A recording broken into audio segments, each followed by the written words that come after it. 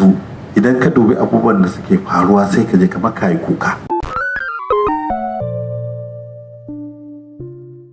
Ka dubi mutum ya yi takara bai ci ba, aka zo aka yi haɗin gwiwa ya ci zaɓe, ya yi shekara 4 ya sake cin zaɓe, yanzu zai fita ba abin da ake yi illa jam'iyyar ta zaɓe shi ya lalata ta. Saboda Allah, yanzu mutum ya zama habu na habu, kai ka tara kayanka, kai ka wa kayanka. Lokacin zaɓe ya zo an auna a kawo wannan doka, saboda Allah wannan doka me ma'anarta, kuma menene in an yi ta bayan zaɓe, kuma me yasa ba yi ta ba shekara 7 da rabi.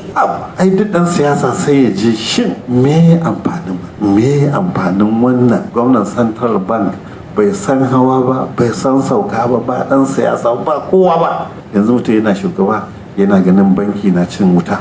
Saboda Allah, in ba dan dimokuraɗiyya ta lalace ba.